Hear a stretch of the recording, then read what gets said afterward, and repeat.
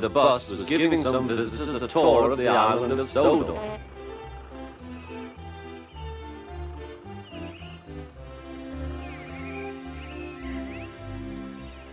It was their last afternoon, and Edward was preparing to take them to meet Bill and Ben.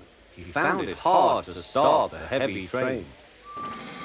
Did you see him straining? Asked Henry.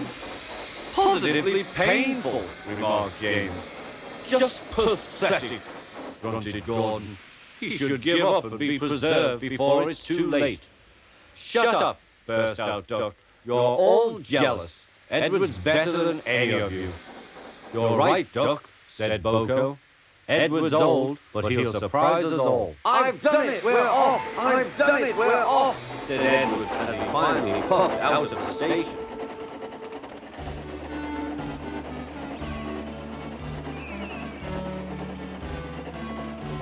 Bill and Ben were delighted to see the visitors. They loved being photographed. Later, they took the party to the China Clayworks in a break band special.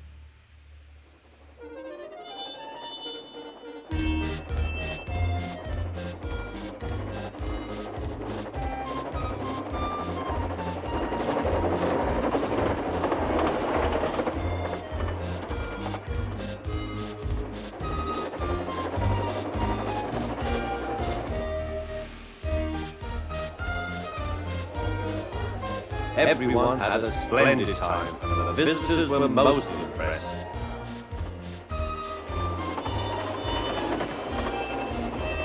Then Edward took the visitors home.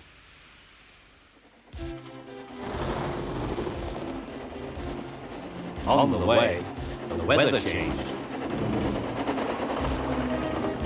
Wind and rain buffeted Edward.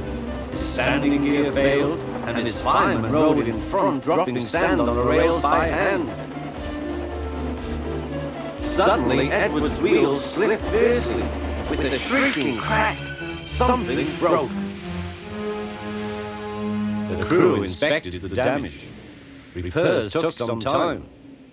One of your crank pins broke, Edward, said his driver. We've taken your side rods off. Now you're like an old-fashioned engine.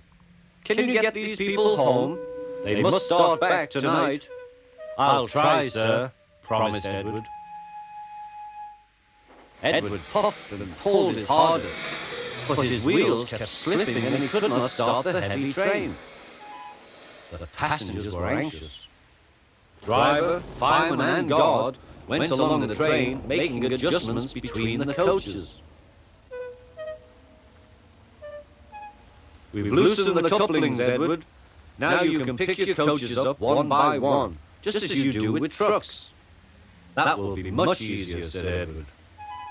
Come on, he puffed, and moved cautiously forward. The first coach moving helped to start the second, and the second helped the third.